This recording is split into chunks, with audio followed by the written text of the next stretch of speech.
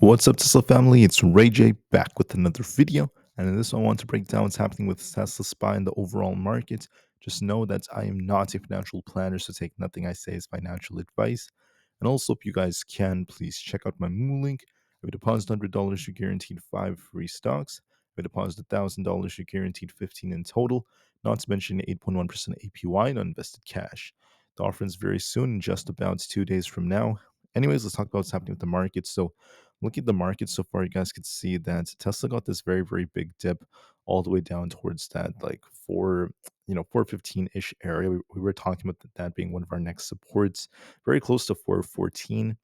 And then what happened was we're seeing some buyers trying to defend in the market right now, but I would still say to be very, very careful with the way things are looking. So I'll talk more about that in just a second. Just know that Tesla's offering many hefty discounts for the end of the year on the Model Ys and the Model S's.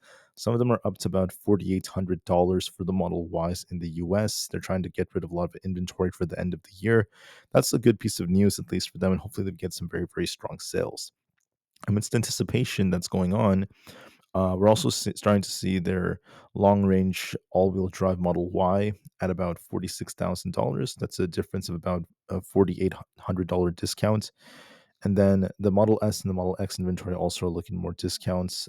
Very, very interesting stuff as well. So hopefully we start to see that. There's also going to be like 3 months of free FSD. And then there's also other offers for lifetime amounts of free supercharging on some of their Cybertruck series. This is another discount that they're offering, depending on different factors and when these are actually bought by. So the delivery is by January, or sorry, by December 31st. So that's some interesting news. Besides that, I didn't see anything else that was too insane. The market's just waiting for Tesla's end of the year sales, and we'll have to see how that ends up going. But ultimately, we are starting to see a little bit of buyers stepping in. Tesla did dump quite a bit in the morning. I did give you guys a warning about that move. Now buyers are coming back. We'll have to see if they could get Tesla back above 425 or not.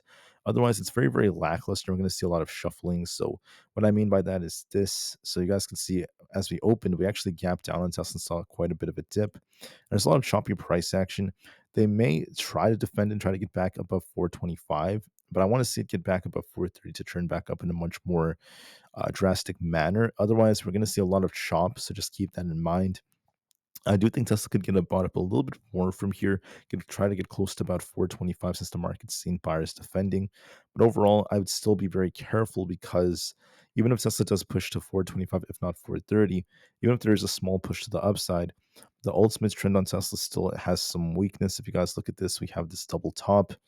We made a lower high here, and I just want to warn you to be very, very careful with the share price nonetheless.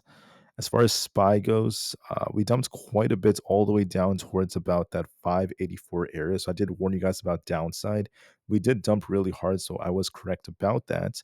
However, as time went on, we didn't see buyers come back. So now they're trying to defend SPY.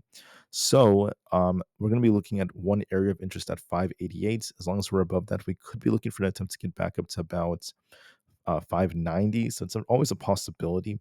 Then we have 591.89 at our 200 EMA on the 4 hour time frame as the next resistance. If we can't hold above, or I'm sorry, if we can't get back above 592, we'll be watching to see if we get a rejection.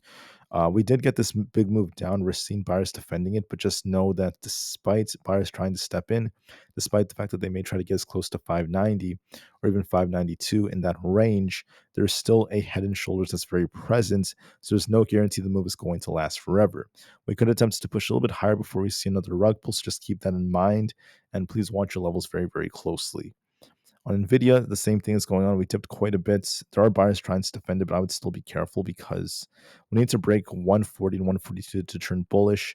We could attempt to get close to 139 to 140, but I just want to say I'd be careful because this still could be forming an inverse cup and then a handle.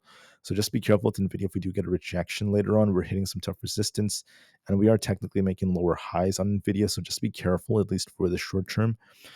So yes, it could push a little bit closer to about just under the 140 area. It's always a possibility, but just be careful. We need to break 142 to turn bullish, and if we can't do that, we could just be making a lower high to reject again. Bitcoin is looking a bit more bearish. We have not been able to hold above 92,500. We could dip a little bit more to about the lower 91,000 area, so just be careful with that. For others out there, we have NQ. NQ is trying to get bought back up. We did dump to my target of the 21,250 area.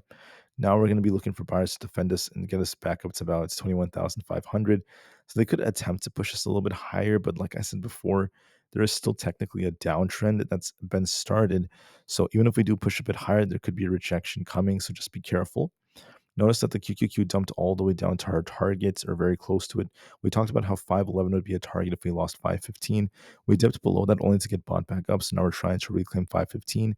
If that's the case, we're looking for a move back up to about that 520 area. Then we'll see if we reject off that again. We're making lower highs here. So we could try to push here then reject. So just be careful. But just know that we are technically on a downtrend. As far as Apple goes, we are technically making lower highs.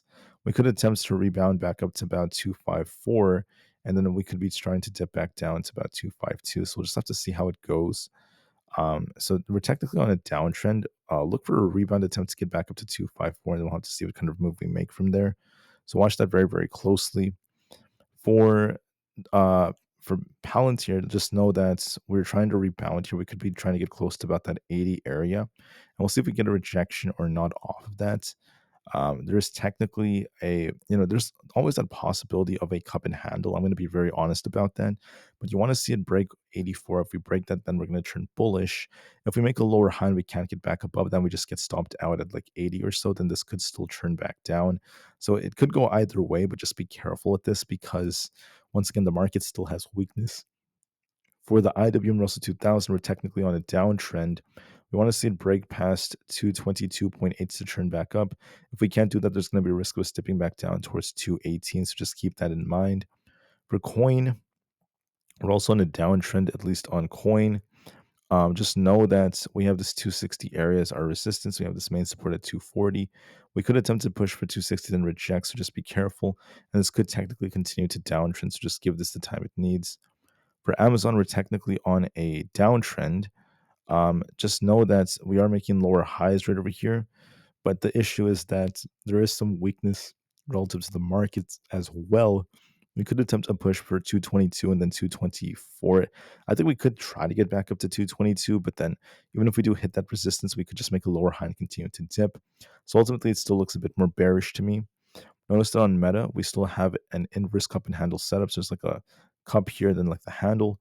If we end up losing 589, we could be dumping a lot more. If we break past 600, we could turn back up. So ultimately, we could be tipping back down to 589 or lower. So just watch and see how it ends up going.